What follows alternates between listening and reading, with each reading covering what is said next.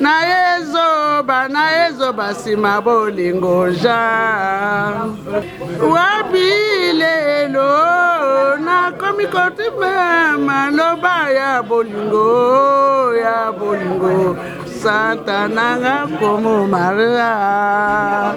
Donc sango à tourner place sur la baki parce que ma question réseau que moi bilinga il faut que kino zolo romo ya secret. Donc secret na yo roye bangote donc on est comment est secret. Ba tu roye bangote ba Hollande. Non, ba roye ba peut-être yo roye biso lo yo participer pour na biso. Roye ba ke yo na section no ba na ma question. Le dernier citoyen de la République, c'est que je dis j'assume. Que c'est la Koufagi polémique les gars qui n'a premier 2-3 une semaine on a le makolo, on a le matoi, on a le boy. Hein? Ngamta ke to moni yote. www.congotopnews.com. Scantel. Voilà.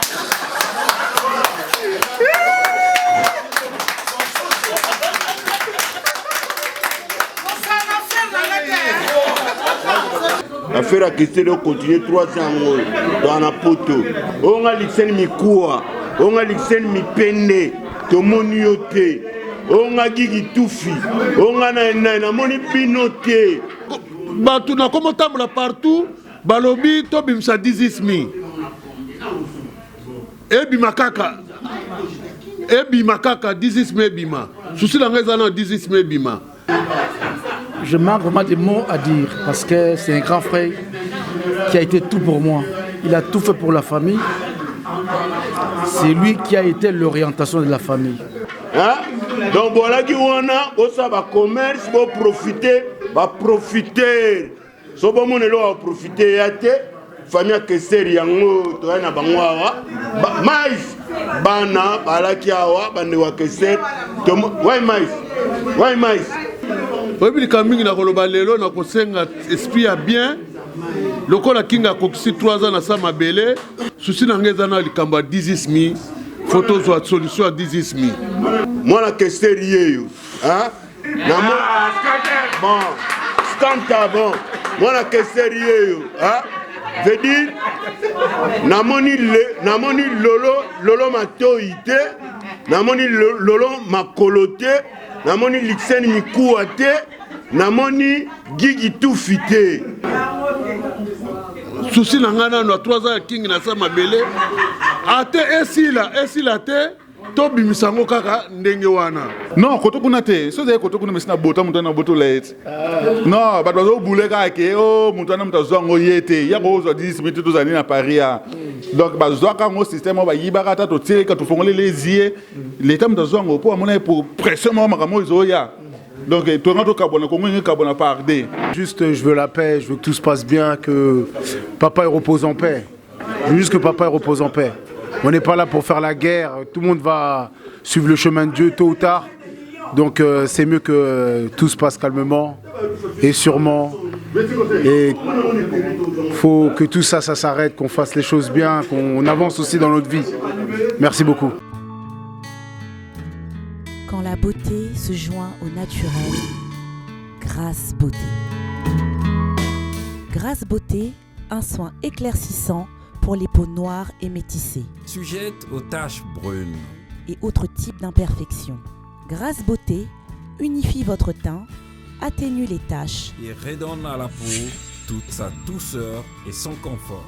Tous les produits sont naturels, à base d'acide de fruits et de vitamine C. Grâce à un suivi personnalisé, vous pourrez bénéficier d'une production de cosmétiques sur mesure, dosée en actifs naturels, adaptés à vos besoins. Pour tout contact commercial, un seul numéro, le 00 33 61 03 91 308 ou sur le site internet grâcebeauté.com. Les ventes en ligne sont disponibles. Grâce Beauté. Mesdames, Messieurs, chers téléspectateurs de cette émission Hero Show présentée par Nolita Mboulessage, vous nous regardez à travers la chaîne la RTG en Kinshasa et sur le www.congotopnews.com ici en Europe. Aujourd'hui, jour pour jour, nous allons commémorer le 3e anniversaire de la disparition de l'icône du King Kester Emene Akwamambu qui nous a laissé. Voilà, nous sommes à 5e arrondissement, dans le 5e arrondissement, ici, dans cette église catholique, et nous allons faire ce messe en sa mémoire, jour pour jour, 300 que le King Kester Emene nous a laissé. Et Tozana, des affaires, descendants, tozapena Jansi Misiala, tozana bango avant to kota na église awa to laksabino messe moi botala moi image parce que ça la plus privé la famille botala image à travers Arnaud Mfuma qui est derrière la caméra. Tolo ba moi quelques mots. Alors des affaires. Bonsoir. Bonsoir vraiment Noli Tambwe. Bonsoir voilà. Nayo Bogar Mogobo. Alors 3 ans, ça passe très très vite, hein? Ça passe vraiment vite. Normalement 3 ans il est kalanango mbango. Mais na kati ya mitema na biso eza toujours na moi passi. Moni kotala boye na mikolo ezoleka. Mais na biso moko vraiment bateau tozo vivre en tout cas mikolo ezoleka te. Pourtant que tokozalaka kaka na bomoi avant Nzambe abenga biso eza passi vraiment et longwana mitema na biso. Alors le King à Tiki Bisso il y a 3 ans déjà.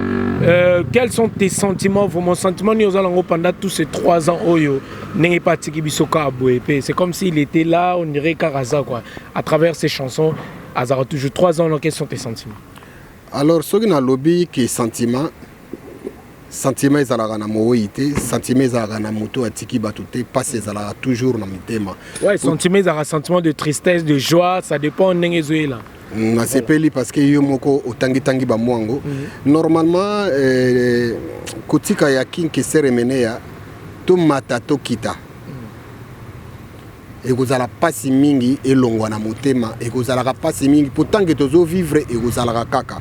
Mais eloko moko azalaki toujours artiste à travers ba œuvre na ye to vivaka comme to vivaka na ye toujours ndenge to lobaka bien que tant que ba descendant Abraham na Moïse donc to vivaka toujours na ye moni noli pas ces na biso bato moni mutu soko azana bomoi ya ndenge mususu mutu pe soka tiki bino ya ndenge mususu mezali nzelo biso nyoso tokende lelo oyo famille Mobiala ezwaki makanisi nango ya kosala messe oyo José Mobiala organisé en tout cas na sepeli vraiment na moni batu mingi comme ezalaki unique maka privé famille moi privé famille ba partager eloko wana yango wana na kati ya famille toye ko soutenir toujours famille.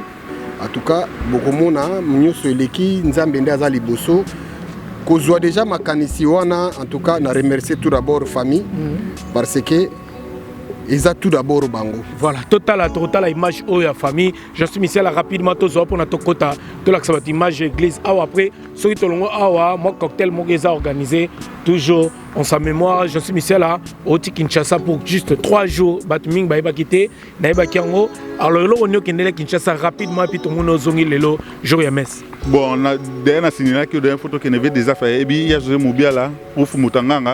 Soleil Moukebaï, Patrick Kwama, devenu mon coach, Lola Brilling, mon ami personnel, Bayebi. Donc, ça, à tourner place sur la bague parce que ma question est réseau que moi, il faut que Kino Zolo Romo est secret. Donc, secret, il y a bangoté, donc on est comment est secret. Non, peut-être que le roi participe pour la biso. Il y a une section de ma question. Sauf nous avons une caution et barango. Donc si nous avons les lara yo voilà personne qui me faut binabi noli il faut ça la ambition de tika côté. D'ailleurs on a kene kini na keno zelo ko na ya pour 3 jours. Donc na les loyo moye bi na rapport to na yo ma to imaginer. Donc na kene pour na makamwana na plan ngona bi sango. Donc l'équipe bien. Donc na ya bene son trop musicien na biso akima ka bunga mwanzela Julonzao. Yé pas la na biso wa. Donc, tout le monde est connu dans ce moment. 3 ans, année, 3e année, il y a résurrection, il y a amour plus, vraiment, il y a victorien. Ah ben oui, 3 ans, donc il faut, donc, tout le monde est lingana, mais monsieur va lingana te. Vous comprenez? Il faut tout le monde pour, bah, misusu, oh, bah, chéné, bah, côté. Muto, bah, l'année qui y en a, au commune la LOLO a comment on sème les sous-makas on comprend moi n'attends commune bien bien vous êtes a zone libre prière on comprend pour nous le baquet biso to a toujours là donc dans les bons côtés voilà total asiro image au Arnaud de Vouma après on se retrouve juste après balobi to lela au bazole là tout se plaper na roba au se pla tu vois que ba mes spécialement un peu moi partout ba te belé la salle toujours là si ba mes ça partout ba mes ça partout mais le 11 février tous les cas donc l'idée naturelle ba beta qui organisation qui a nani Martin Mapangu et les gars na Ochuan les gars bien donc ba monsieur c'est rapport la mémoire na il y a question voilà merci beaucoup Arnaud de Vouma total élément.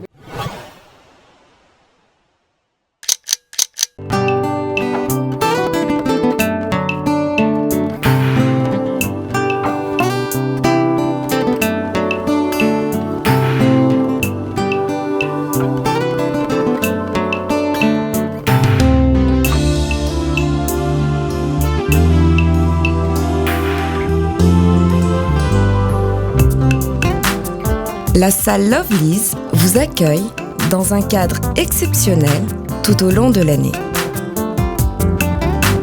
L'organisation de vos événements prend un temps considérable. Chaque détail a son importance.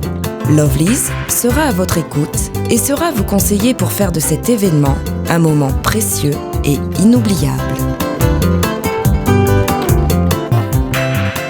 Lovely's, l'excellence à votre service.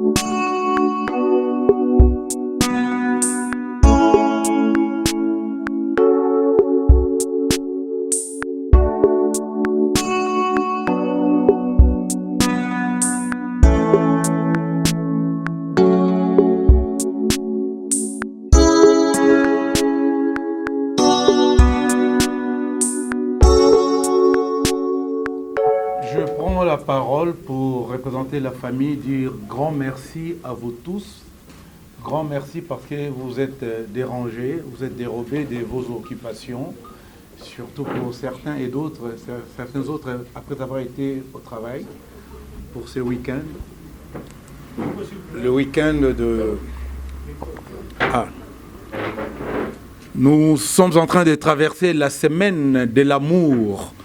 Étant donné qu'on a démarré avec le 14 février, la fête de la Saint-Valentin qui symbolise l'amour de l'autre, l'amour du prochain, l'amour de Dieu. Alors, nous nous retrouvons ici pour rendre hommage à un ami, un frère, un parent qui nous est commun, celui que nous appelions affectueusement Jean-Baptiste Moubiala Emeneya, et qui nous a quittés subitement. La famille a voulu qu'on puisse se retrouver autour d'une messe d'action des grâces et qu'après on puisse partager un petit verre. Je suis mal placé pour dire un mot par rapport à ma situation, ma position d'ancien collaborateur, ami, frère et surtout manager. Moi qui ai succédé à M. Roger, qui était l'excellent manager de King Kester Emeneya. En venant, José m'a demandé de brosser un aperçu biographique de notre frère. Souffrez que je lise ces petits mots, parce que je risque de me répéter si je ne fais pas, je ne lance pas un clin d'œil à ce que j'ai écrit. J'ai griffonné en venant. King Kester Forever. Le 23 novembre 1956 est né à Kikwit, ville située à 600 km environ de Kinshasa, la capitale de la RDC. République démocratique du Congo. Un enfant, un garçon, issu d'une grande famille, nommé Jean-Baptiste Moubiala Emenea, surnommé Kester, king de la chanson congolaise et de la chanson africaine. Enfant de cœur à Kikwit, après des brillantes études primaires et secondaires, ainsi qu'universitaires, confère l'Université nationale du Zaïre, UNAZA, campus de Lubumbashi. Joe Kester céda son dévolu, son destin, à sa passion, la musique, au détriment de ses études.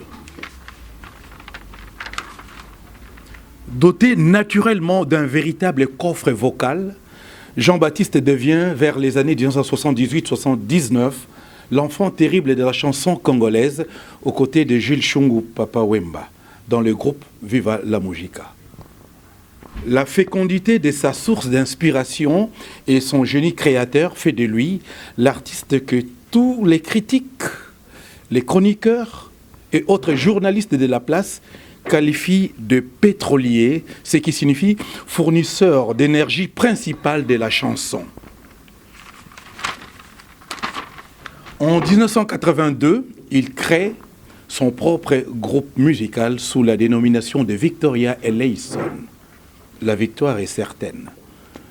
Véritable machine à tube, Jean-Baptiste Moubiala, les Kings s'est produit dans plusieurs salles prestigieuses à travers le monde, dont l'Olympia, le Zénith de Paris, sans oublier une tournée triomphale au Japon.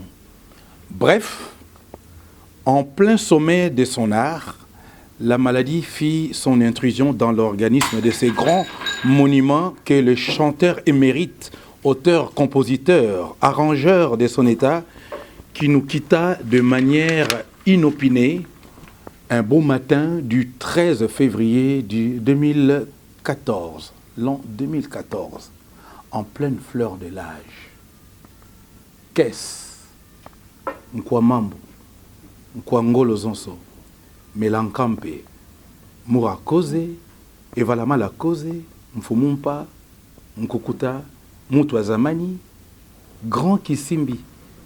Bref, Joe Kester, nous l'aimions bien, mais quel dommage que son départ soit si précoce vers l'au-delà. Voici le petit mot que j'ai adressé à cet illustre disparu que nous commémorons, à qui nous rendons éternellement hommage aujourd'hui. À part ces écrits, j'ai juste un petit témoignage. En plein mois de novembre, j'allais dire décembre, au début de décembre 2013, et vous allez remarquer que les chiffres 3 reviennent souvent. Kester est né un certain 23 novembre, donc il y a les 3. Alors, les 13, il y a un 3 février d'une certaine année, il nous a quittés. Alors moi qui suis troisième garçon de ma famille, après avoir engendré 3 garçons, les chiffres 3 étaient très symboliques pour moi, d'autant plus qu'un certain 30 novembre 2013, 3 revient, nous quitta l'idole à la fois de Kester, à la fois de Rouf Mbutanganga, que je suis, et de vous autres, Rochero Pascal Taboulay. À sa disparition à Bruxelles, tout le monde se demanda où est Kester. Et nous étions stupéfaits, personne n'arrivait à répondre. Pourquoi on demanda Kester et que nous étions stupéfaits?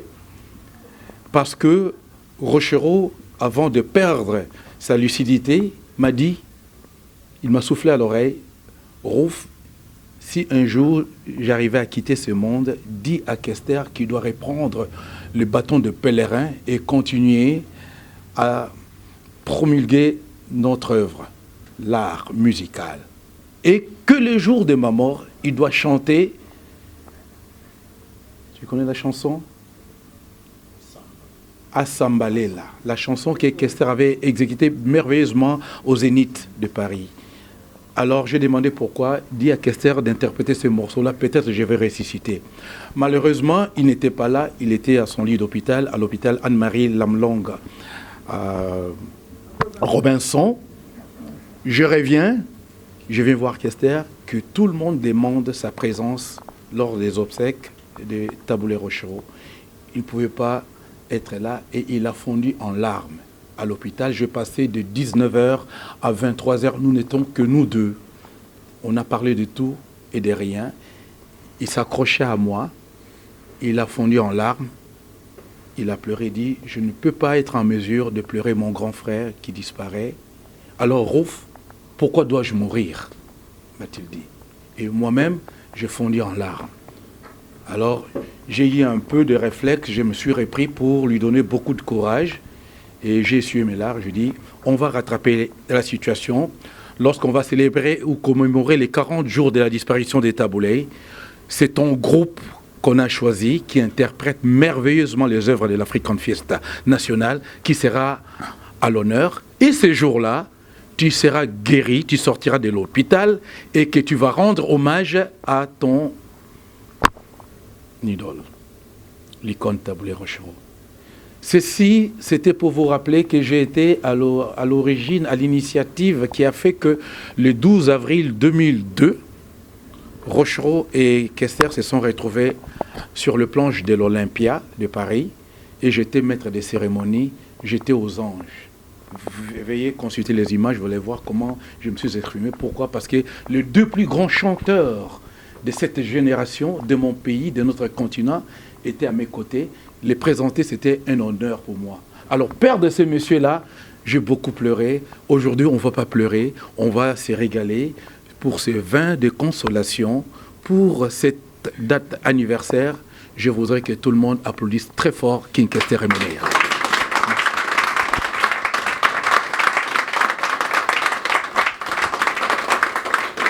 Je vais clôturer au nom des Moubiala et des Emenea, c'est-à-dire les frères et les enfants de King Kester Emenea. Encore big merci, big thanks, merci vraiment de votre présence. Merci de continuer à soutenir la famille. Merci de faire que la paix règne parmi les membres de la famille Moubiala et parmi les amis et les collaborateurs de King Kester Emenea. La paix encore et toujours la paix. Et à travers cette paix, exprimons l'amour du prochain. Ainsi, je vous dis, aimons-nous vivants. Merci.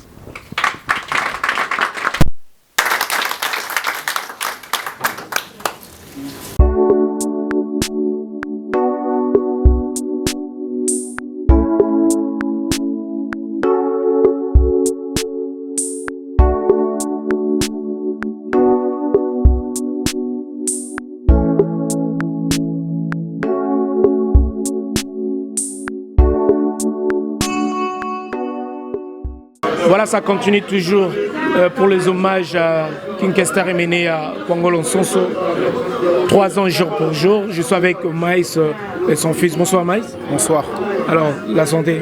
Ça va, merci. Alors, un petit mot, ça passe tellement vite. Aujourd'hui, jour pour jour, 3 ans, nous avons perdu le King Kester Emenea, qui est ton papa. Alors, quel souvenir gardes-tu? Bah, déjà, ça fait très plaisir de voir tout ce monde chaque année et voir tous ces gens-là qui soutiennent notre famille, qui soutiennent tout le mouvement King Kester Emenea, même tout son groupe. Ça fait vraiment plaisir, ça fait chaud au cœur. On voit que personne n'a oublié qu'il reste immortel, entre guillemets. Donc voilà, ça fait très plaisir et je remercie vraiment tous les gens qui se sont déplacés malgré leur boulot, malgré les temps qui sont durs, qu'on se réunisse en paix pour célébrer cet événement. Alors 3 ans déjà, 3 ans, ça fait quoi à la famille? Ou personnellement, ça te fait quoi? Ben moi, chacun ressent sa peine comme il la ressent. Personnellement, moi, c'est comme si c'était hier. J'arrive pas encore à faire le deuil, mais ça va venir. Ça a tellement été chamboulé qu'on en a perdu le fil, mais tout doucement, ça me fait plaisir, ça me fait du bien. Merci beaucoup Maïs. Peut-être un petit dernier mot à la famille, à tes frères et sœurs qui te regardent à travers cette vidéo. Bon, ben, je leur passe tous un petit coucou à tous mes frères et sœurs, ceux qui n'ont pas pu venir. À Jancy, un ami fidèle de la famille. Missial. Voilà. À tous ces gens qui sont là, présents ici, ça fait très plaisir. Et puis à ma famille aussi au pays. Voilà. J'espère que tout le monde va bien, que tout le monde se porte bien et que tout le monde fait le deuil comme il peut. Parce que c'est pas évident aussi. Voilà. Merci. Nous souhaitons plus d'amour, l'unité Ah bien sûr, après l'unité et l'amour, ça c'est quelque chose d'évident. Voilà. C'est dans le cœur de chaque être humain. Oui, c'est très important. Donc voilà, je souhaite que tout le monde essaye de faire la paix, que ça se calme un peu, qu'on vive heureux. Voilà. Merci beaucoup. C'était là Maïs, le fils de King Kester et Menea. Merci beaucoup Maïs. Bonne soirée. Donc lelo toiti église donc ezali boyebi ezali bajour elekaki ezalaki mokolo tolelaki King Kester et Menea donc ezali mpenza devoir na ngai tout d'abord c'est la famille donc moni ana ye en tant que vraiment journaliste ete na ye na famille oyo nakutana na José Mubiala witi église toye awa il était vraiment de mon devoir na ya penza ma messe de requiem au pina ya penza na famille Mubiala to kanisa le King Kester Menea parce que le King Kester Menea c'était vraiment la famille donc kilelo amangaka biso donc vraiment na yebi que place azali le King donc aza déjà aza place Nzambe donc il faut bomber la place Nzambe donc le King Kester Menea ataniere mkola suka o tokutana na vie tokutana na King ezake pa Joslema vibe senga lelo mora tozana bolingo tolingana ke tolingana batu na biso me bato ba onde po velingaki batu mingi elo esale pasi bato ya lingaki mingi na suka nango bafutaki monnaie de singe po velaki pena kolinga batu me talaka vendenga banda kolinga batu na bato o ba kutu bato ya ye me tala lelo nde basate mais na osenga mbala sima o tosala eloko oyo bato baomona émission oyo baya tokanisaka vie ekosala bien mpona biso bato toyaki bato na ye lipasa ya Kester kwa mambo Jean tobotami na kikwiti tokoli na kikwiti tokosokola biso mibale tosalaki Ange Noir biso tosali Nzube Leison Victoria Leison eyekobotama na 1982 na pasi na motema nalelaka ye na lelo c'est mon frère jumeau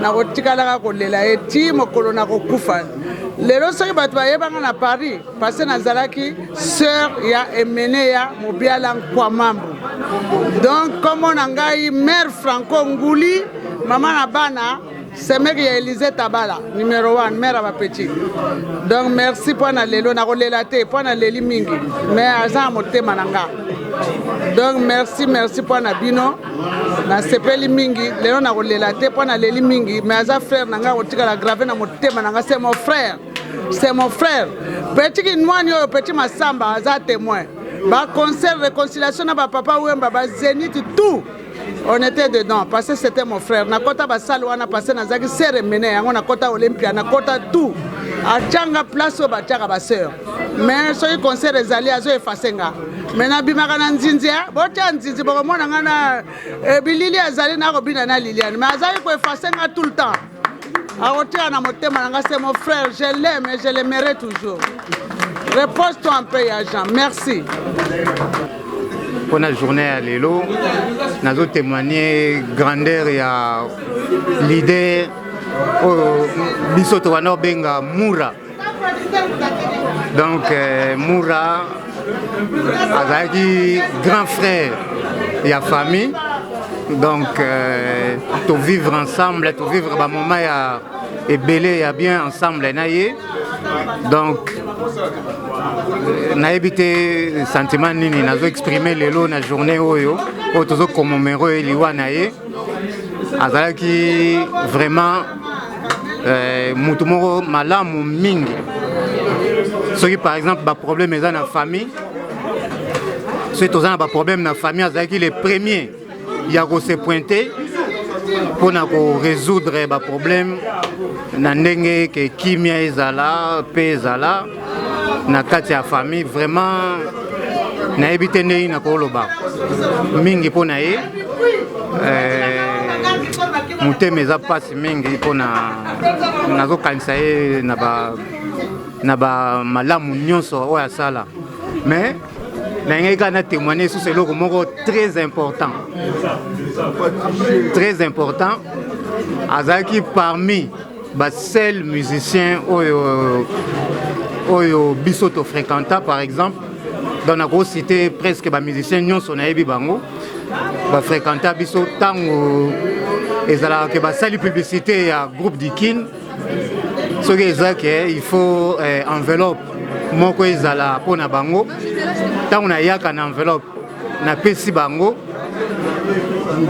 parmi les musiciens on a nyonso bazwaka enveloppe bakei na bango mais ye azaki le seul so ina une enveloppe ya groupe Dikin so ina pesi au moins na fungole enveloppe a bendi billet a singa oya yonga mais non nana besoin nango te mais a insister so ina zuite et comme kanda siliki donc il faut na zwa billet moko na oyo enveloppe ya société on a là donc c'est du jamais vu donc nana monate azaki un bon na évité elo mso na ko ajouter ezate donc voilà merci mingi.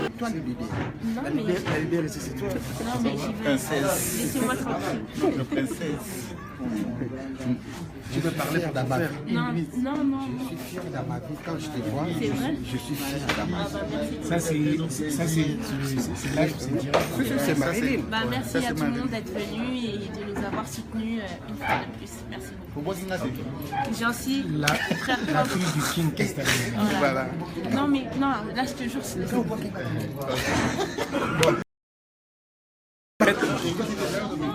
Lolita Mboulessay, jour pour jour, 3 ans de la disparition du King Kester Emenea, Congo Lonsoso. Bon, Minga Olobezate, Zara Mawa, Yara Signa Mawa, un témoignage moral dans un Oba Congolais Belé Baé Barate, Oba découvrir dans le 3e anniversaire à l'Oua Vioyo. Dans l'année 82, j'ai à Solagi bien à Chichi, Bagi Bangode, à Sololi, ya Chicha et Bissegeno, moi, je suis à la IDPS. Donc, il faut créer un mouvement moko et ça et annuler la politique. Alors, Viking a créé Victoria en 82, et ça, bané moko, badati moko kaka, ya Chichi pas créé IDPS. Mais les loyaux, nous avons le lana ya Chichi bakundi était, tous a sous relation à mémoire à vieux, tout le monde a la idéologie en 82 bangode. Donc, Congolais baye Victoria, na IDPS, les a des pères quoi. Ya Chichi, na Atari Wami, donc bagi bato idéologie à créer. Voilà, et le moment qu'on a révélé, on va barater en moi. Je réponds au nom de Bijungwama. Bon, Toya pour la famille Moubiala pour la mémoire ya grand frère King Kester Emenea au Tozalaki naye au Atika Biso il y a pas longtemps. Donc Nazana ba souvenir et belé à grand frère propre. Premièrement, Tozaba Touti dans le quartier Moko, donc vieille Bingane na Koleli. En plus, Coco dans la Bisso, Tozi va souvenir de Viking. Donc ça se permet Naya Awana madame parce qu'il y a trop de bons souvenirs. C'est pour cela que Toye, Tokabula vers Moko na image à grand frère Kenda. Donc voilà.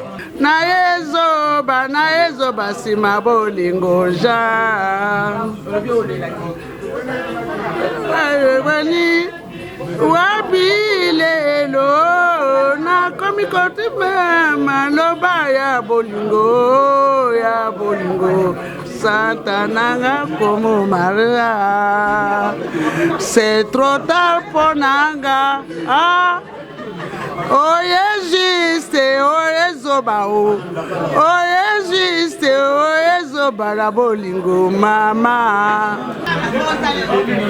c'est Pelimi Netoye 3 ans après mort ya Melankampe Moninga Nabiso grand chanteur Yamboka Nabiso mais il y a Moka Nangana Loba ya Bouke et ali que biso ba Congolais tout ça na kati ya tradition na biso to respectaka ba mort to respecta ba mort et pas biso ba que les morts ne meurent pas pour la nini parce que ndenge ya bokoko liwa ezali séparation ya corps matériel na corps immatériel. Et koloba que nzoto kei mais molimo etikali. Alors pour la vision congolais, il faut respecter les morts. Si on a respecter les morts pour la nini parce que liwa Kester batu balobi mingi, iloba loba trop pour rien. Il fallait batikaye à se reposer calmement et pas à salir. On a bon surtout bazako loba yezako yoka. Mais malheureusement, a eu qu'on répondre bangote. C'est malheureux. Comment okoiko solo na mutu oyo azali susu na vie à musunité. Okareko mama, mwana katuna ma. Kaleko bor mama, kamel milang mama, nsanga siksema Papa Manonga, tu es le 3e anniversaire Yavier. Voilà, nana maman mingi a battu ba bon souvenir et belé donc moi na bango tezati. Merci. Tozalia wa lelo ezali mokolo na biso oyo tolelaki mingi. Toperdaki yaya na biso oyo penda a aidé biso mingi azalaki kosimba famille.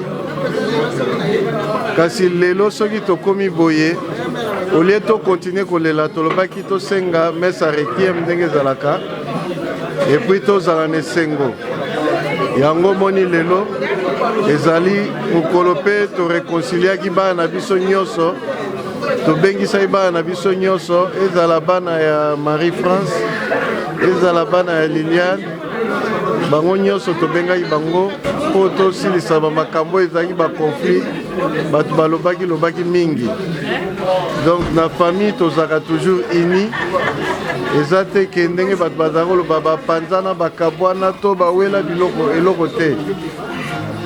Tolobi lelo eza mokolo te ke tosala polémique tokotikala kosala ngo pe lisusu te. Tokotikala koloba te ata moto alobi aloba ndenge akolinga. Mais biso nde pasi na biso totikala nango na motema ya kulutu na biso. Kulutu na biso azalaki soki ayoki yo ozangi eloko obengi kaka ye ipo asala nyonso asepelisa yo. Soki bovai na ye akosekisa bino neti bakamarade akoteya bino neti baleki akokamba bino neti famille. Vraiment tozaka ti lelo na pasi na ye ndenge ye pe azalaki na pasi ntango azokufa azalaki na pasi ya vielei akanisi boyoki témoignage mais lelo oyo eza mokolo na biso ya esengo ndenge tokutani awa mpo bato na ye makasi oyo bazalaka na ye lere nyonso lokola des affaires bango nyonso bazali awa des affaires mobile ya Françoise. Alors bato nyonso namoni bango César Ngadi azali awa César Loboko pe azali awa donc na ba mère ba petit bango nyonso tout bazali awa yango wana nde naza koloba mpona wana eza ba valeur na biso ya ba congolais.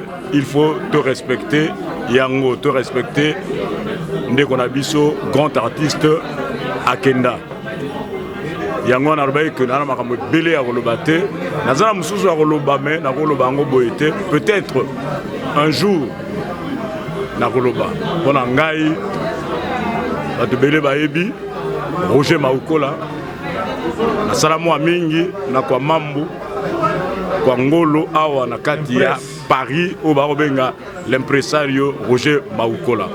Merci beaucoup. Ouais, c'est César Loboko, le grand Moussenge, l'homme aux yeux bleus, via Kei, le 3 ans à Koki, Yango Toye, via Kei, mais Azan a son esprit, parce que, comme on dit, on a toujours dit, les artistes ne meurent jamais.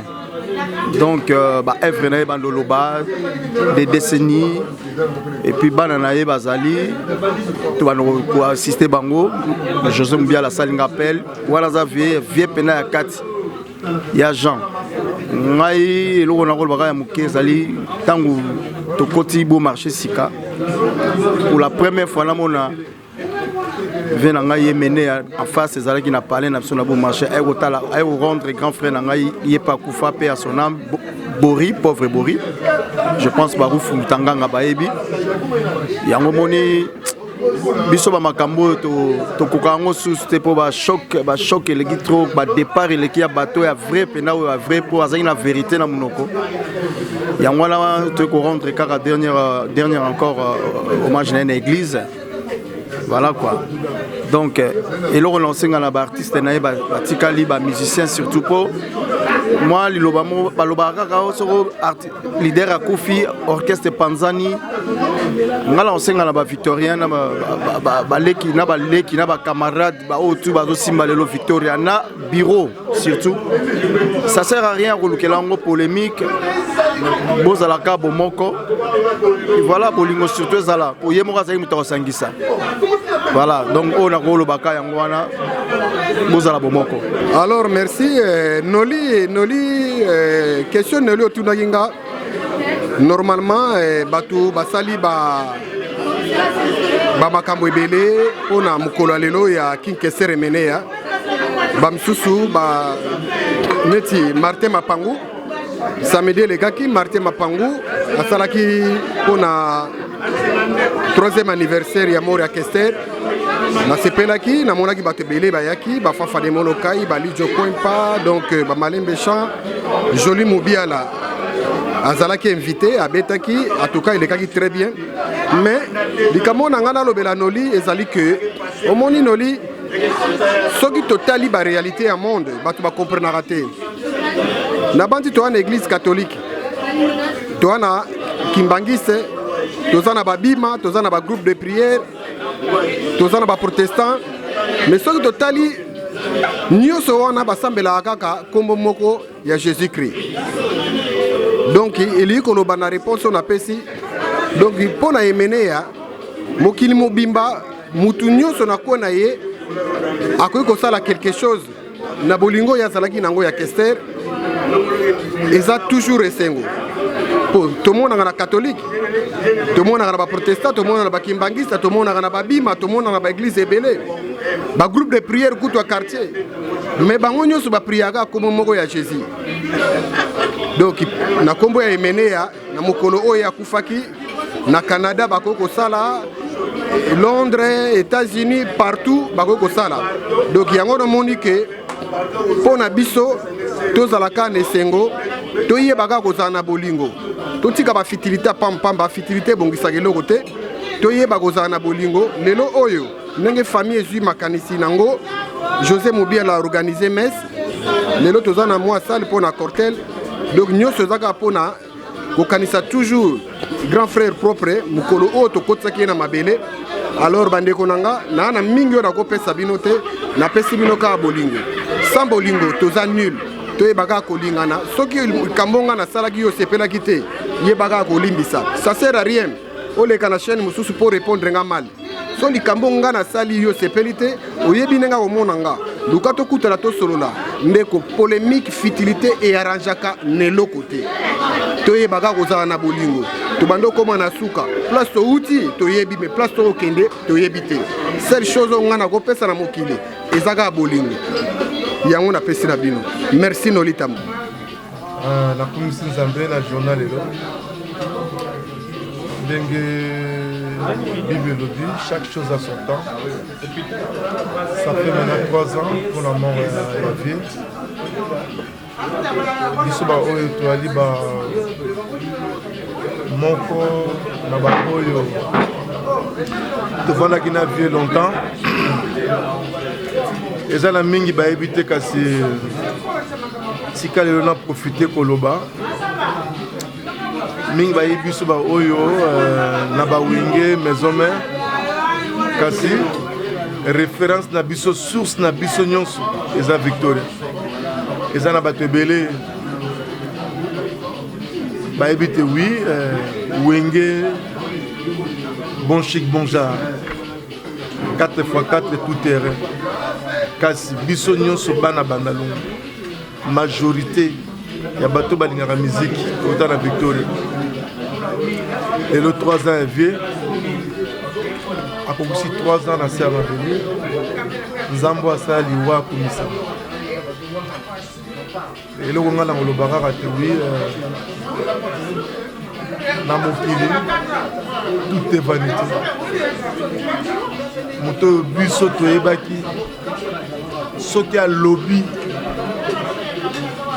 atozalaki nani photos nako se souvenir sous na zefoni azalaki soki aye kosala menace veye moko akata musique ya bimi abiyaya désordre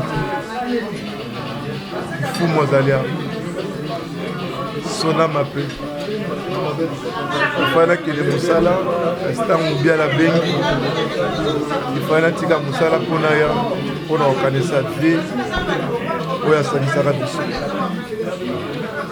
nakanisi bato ebele basala nzela Victoria nakanisi bato ebele kasi sona mape chaque chose na vie ya moto aza na tala via kokisi mikone na mokili mpe atiki biso nzambe asunga yo nanga ozoyoka ozomona tozala sage mokili eza ya nzambe tu peux construire bakoki koyeba yo kasi loba suka esimba mpe epa ya nzambe oyo aza na baclé asekwele namoni directeur zumba namoni moviala namoni velanga chikosi namoni mishomi namoni sénateur bijumba namoni mama mwasa velanga chikosi oyo nakomisi nzambe na retrouvaille lui-même en personne à côté des affaires mais tu as confiance à lui-même donc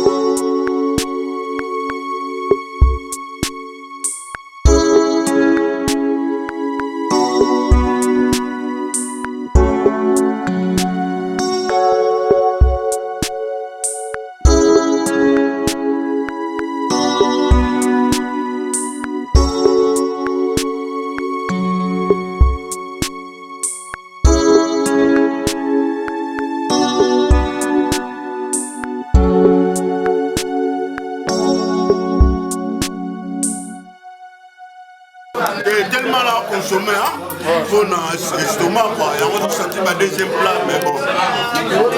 Déjà ma buffet là-bas on a l'habitude quoi. Bon appétit. Merci. Weston, il est le Weston. Bah, quand tu es maman, là, tu as Weston, tu es Weston. Présentez. Elle est toute à Weston. Voilà. Scantel. Voilà.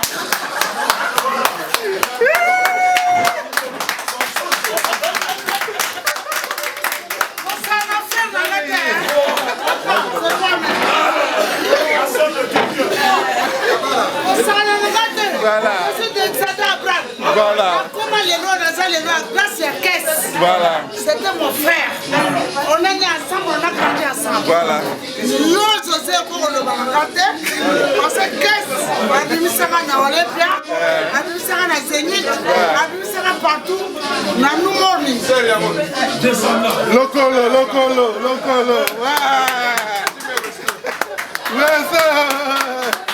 Ouais, Scantel.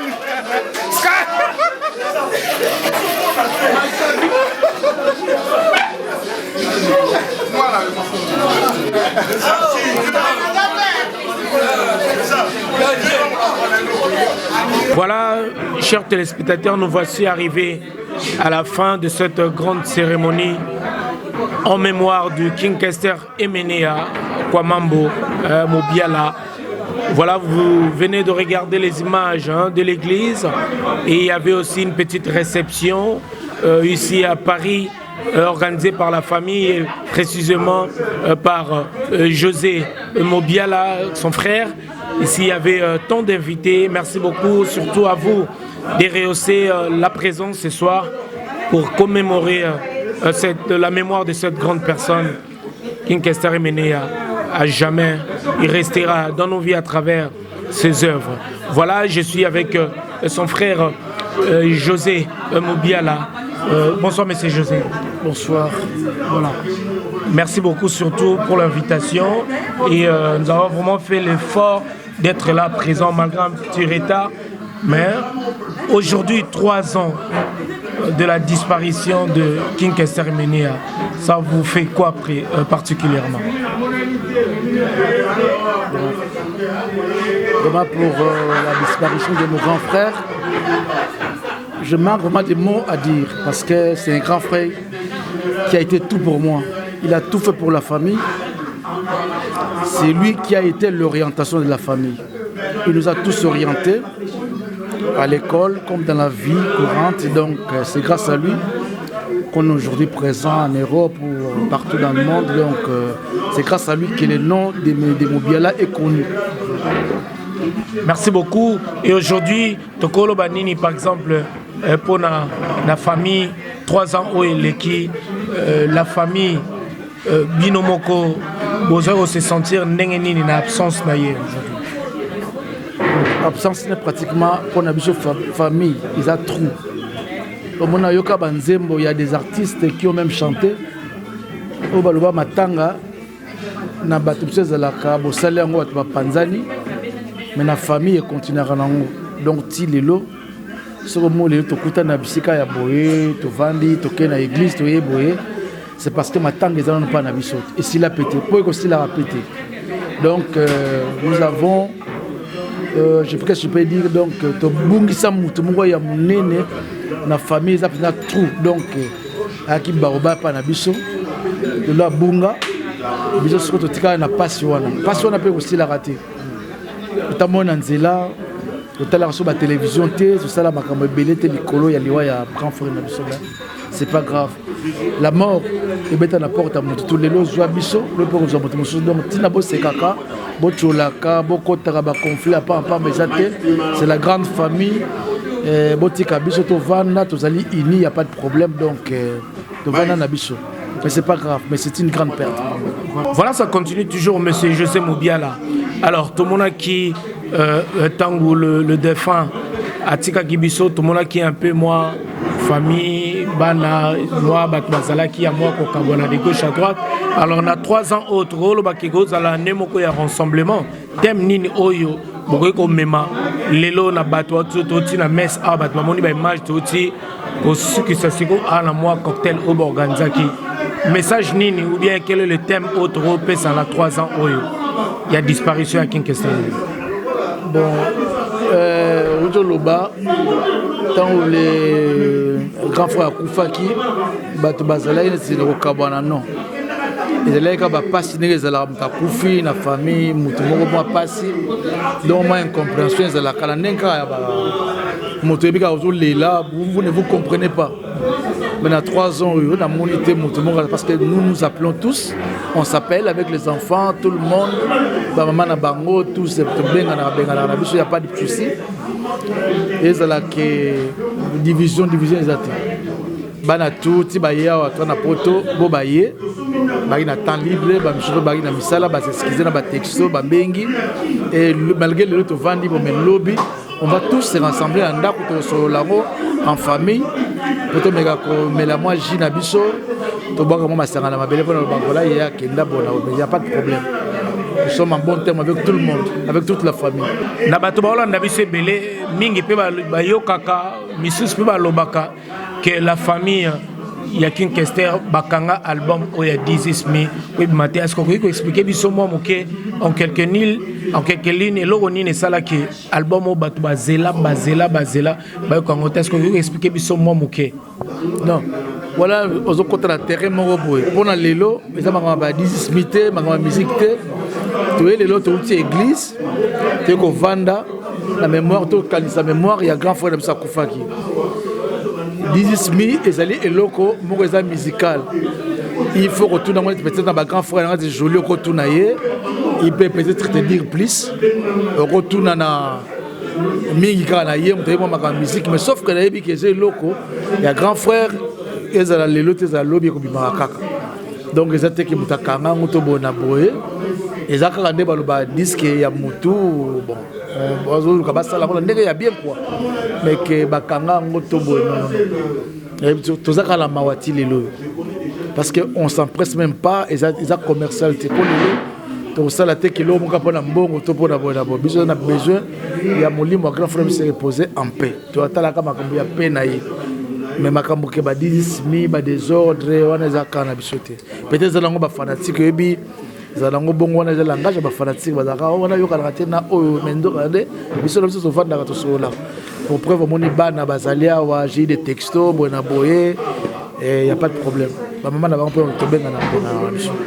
Merci beaucoup, monsieur José Moubiala. Je tiens à vous rappeler, vous êtes le petit frère de King Kester Emene. Propre. Les attaques qui sont on a les qui est propre. On a pas de télévision, bon bah donc et là on a tout ça dit honneur na famille, tout précis honneur na famille, il y a église na awa tout quand sa mémoire na. Merci beaucoup, nous sommes arrivés à la fin de cet entretien exclusif avec M. José Moubiala que je tiens à vous signaler, le frère du King Kester, le défunt de King Kester, Emenea. Voilà, peut-être moi, bah, remerciement, Yasuka, na bateau, balandi, bateau, vraiment, bah, disposer, tant na bango pour na ba compatir encore une fois, na famille Moubiala. Ouais, na remercier tout le monde, bah, assister biso. Entre autres, Namoni Mobola Senzedi, Namoni des affaires, Namoni Tous Inter, Namoni Dodondomba, Namoni 3e, Mobile Bengi Jansi, Namoni Moutanga Rouf, Namoni Amina Roger Maoukola, Namoni Bana, Namoni d'abord notre famille, Nickel Bazawana, ya François Azali, Namoni Batutu, Petit Bijoungwama, Betsé Belé Manonga, tout le monde, on a Willy Seta, Riri Lembe, donc on a moyen temps en réalité, Baza et Belé. En gros, on a remercié tout le monde. Na maman Nabiso Valérie, Nabijungwama. Merci beaucoup, Tokoum Nasuko Bossani, de tous les temps, Victoria Solo, Missiala, Jansi. Non, Jansi, la tague 3e. Bazalaka Misatu. C'est que moi je sais, parce que les Kings ont les leaders maximum. Les premiers, alors il y avait aussi un deuxième, Moutanga Rouf. Moi, les appellations, on a mis ça là, qui sont troisième, deuxième. Alors, troisième, ils ont dit Jansi Missiala. Tu vois? Donc, on a mis ça là, donc, sur la zone de Bango, on a reflété une image à grand frère, parce qu'il s'appelle tobenga bango bongo troisième deuxième na mona souvenir au changer moté. C'est pour ça la journal le moni pe deuxième azalaki troisième pas azalaki. Alors si toi pas azalaki. Comme la personne à souka je mérite vraiment on appelle ça un micro nanga n'importe comment mais na pe sur en vraiment en honneur un mot ya paix na famille Mobiala nyonso et puis na bana nyonso ya le King Kester Menea. Monsieur José Mobiala au s'adresser na ba nombreux téléspectateurs ba Hollande biso.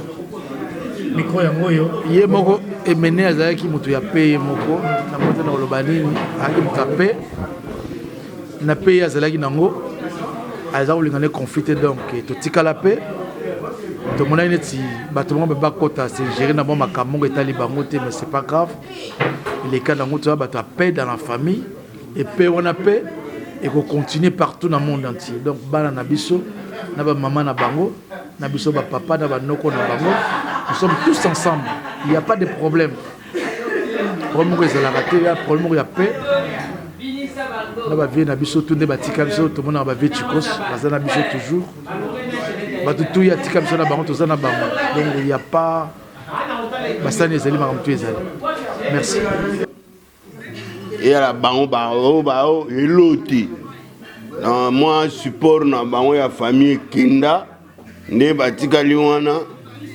eloti na viona yenene yani Dieu a kufa ba apôtre ba comment otika ka évangile selon bango mais idéologie neti pe kaka de l'autre ça awa selon José Mobiala lobi pe toyoka o selon Mobiala mais Jésus assis à Kenda veut dire le reste de Mobiala et l'autre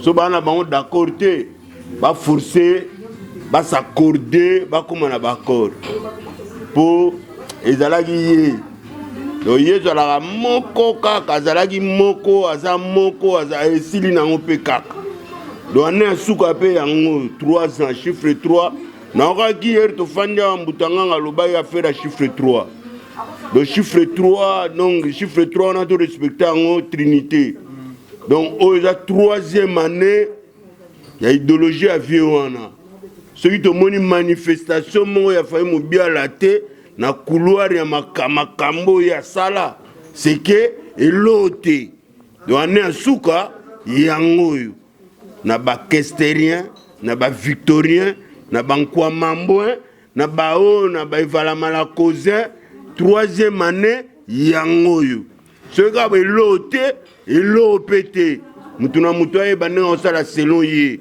mpo nga na ye na vie de son vivant ayebisa nga ke ye aza musicien ya Victoria te vie ayebisa nga ke ye Victoria ya accompagnera ye azalaka ye Victoria alaka nsima na ye baotie poa baakompagne ye lokola ya Kenda Victoria etikala veut dire tout le monde a payé na Victoria bateau ba osala neti ye bazala donc veut dire na suki wana quoi mais loka suka na ko expliquer ba congolais ba ebake affaire banana 82 King Kester akutana na ya Chichi AFC ya Chichi ke no vieux na sala mouvement ya Chichi abisi ke de yona wemba boyo kana te siko Kester atuni ya bi est-ce que yona mobutu boyo kana bien sikoyo ya Chichi abisega donc ape na comprendre lokwa yona wemba boyo kana bien te ngape na mobutu toyo kana bien te ngape na osala mouvement donc na 82 wana Kester asali Victoria ya Chichi adopté idéologie ya King Kester en kwa mambo atari wame ye pasali IDPS na 82 donné de zaboé idéologie ya Chichi mais azana na morgue to le lakaka mais le lope usu to sangani awaka na idéologie anani ya King Kester aza na se ma côté wana mais hier moi chance ezana no po déjà nazwaki moi bachombo nkolo aza déjà na nzambe fara ya so na nkolo po azalaki penda descendant valable ya bana nzambe mais to senga pe nzambe yamba molimo ya Chichi ocheka pembe na vie King po idéologie na bango banda na 82 Bazalara Bangode. Le dernier citoyen de la République, c'est que je dis, j'assume. RKC a Koufagi polémique et les gars qui n'a premier 2-3 une semaine, on a le makolo, on a le matoi, on a le boy. Hein? Namtavake, tomoni yote. Affaire à question de continuer 3 ans dans la poto. On a l'ixen mikoua, on a l'ixen mipende, tomoni yote. On a Gigi Toufi, on a Nainamoni Pinote. Donc voilà qui on a, ça va commerce, va profiter, va profiter. So bon mon va profiter yate, famille Kesser yango, toi na bangwa, mais bana balaki awa, bande wa Kesser, ouais mais, benga mais, mais viens. Maïs, viens, s'il te plaît, viens papa, viens. T'es où? Moi la question est hein? Bon, scanta bon. Moi la question est hein? Je dis, namoni lolo matoïte, namoni lolo makolote, namoni lixen mikuate, namoni gigi tout fité. Donc ma question et là il y a un boza bo trouver de la part nabino bo vimbi mais si ko le vire et ate mo bo vimba et ate mais petit yo to continuer à soutenir yo petit 3 ans siko toujours ah ba biso ba dernier citoyen de la République mobola c'est di mutasuka Congo naza toujours na défense ya makambuya et va la mal en camper alors bo tikaka ko profiter na ba kombo ya ba wey ah na chebino en garde. Et bembe musu eroya mikolo na mona yo telema onga na ki pirier na ko chikote yo na sepela na batu mo bo bakola net ba roof mutanga nga bo bango po idéologie bo ya bango ba loba rien mais bino bo loba trop mais le na vivre na ba roof ba ofanda bino bo yate moi na yeyo petit yebsa bango petit yebsa bango non. Moi, j'ai rien à dire, juste je veux la paix, je veux que tout se passe bien, que papa repose en paix. Je veux juste que papa repose en paix. On n'est pas là pour faire la guerre, tout le monde va suivre le chemin de Dieu tôt ou tard. Donc c'est mieux que tout se passe calmement et sûrement. Et il faut que tout ça s'arrête, qu'on fasse les choses bien, qu'on avance aussi dans notre vie. Merci beaucoup. Le bien été. Oui, quand mingi na koloba lelo na kosenga esprit bien. Lokola kinga kokisi 3 ans na sama belé, Maïsa aliawa, Ruf Mutanganga aliawa, Roger Makokola aliawa, souci na ngeza na likamba 10000, photos ou solution à 10000. Souci na ngana na 3 ans kinga na sama belé, ate esila te, tobi misango kaka ndenge wana. Na kobenga afi, na kobenga Petit Mas lokola aliawa Marilyn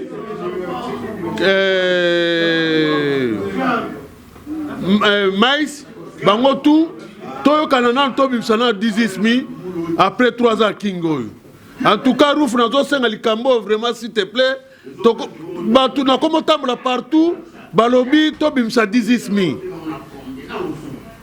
et bimakaka Ebi makaka 10000 bima. Souci la ngezana 10000 bima. Bon, voilà, nous voici arrivés à la fin de cette grande cérémonie en mémoire de King Kester Emenea, Kwangolo Soso, Jansi Misiala, Balobi le vrai Ndé Bati Kalaka. Tout le monde est vraiment 3 ans, il y a hommage à King Kester, tu as une église, parce que tu as commis pour un cocktail au Basalaki, Moni Rolo Baratouazaki, il faut même répondre présent. Donc, dans le remixé, il a présenté présence dans Bango. On peut peut-être contre-temps, on poto, donc voilà.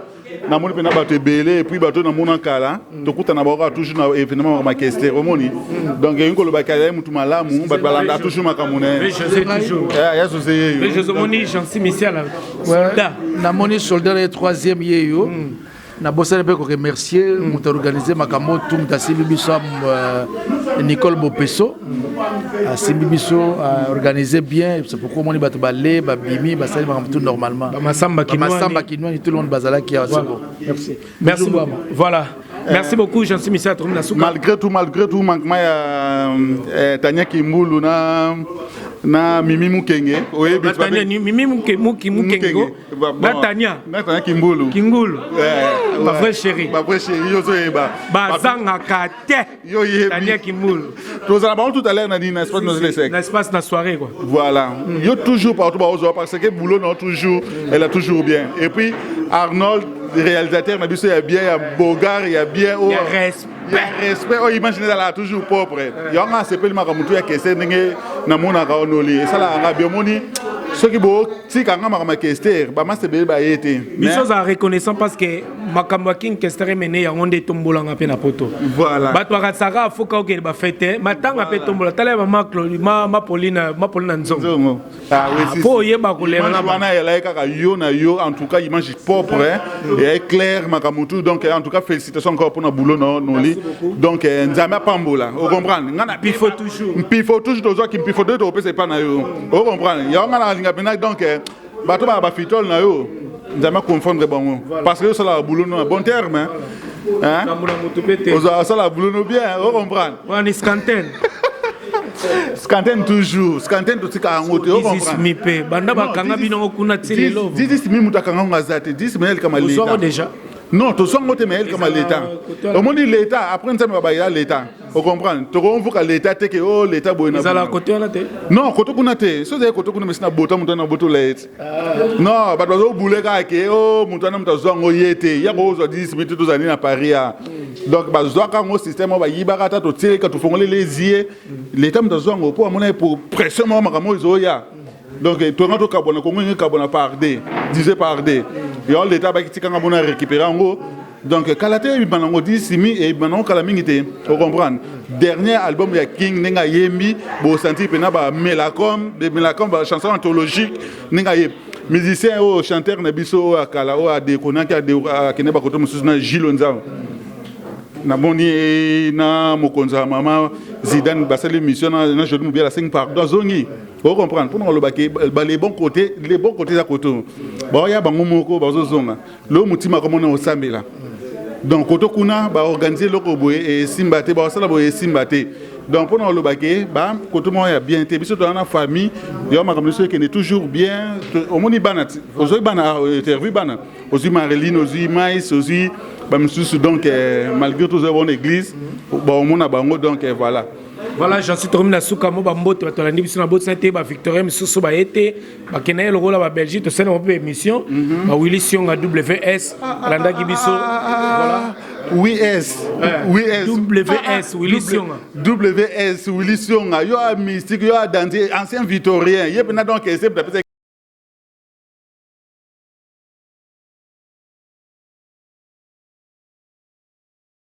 Vous comprenez? Willy Sion a donné un peu de certes, nous avons donc 10 minutes au proposé parce qu'il a dansé. Au légui lolo musique, vous comprenez? Donc le escroc. Voilà, merci beaucoup. C'est par ce mot que nous allons boucler la boucle de cette émission.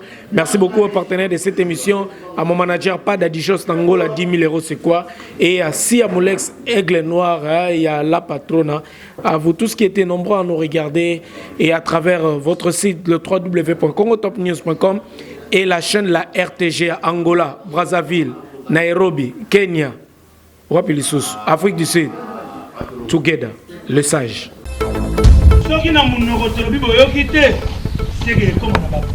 Suivez Noli Tambou, le sage. Noli Tambou, le sage, avec Congo Top News. Ah, une information bongo, bongo. Warawi. Zungu, zungu. Oya boy. Ma, vo, Chimula, Mikunda. Kunda mayomo. Nabona simbo snoto, violence teta. What I know.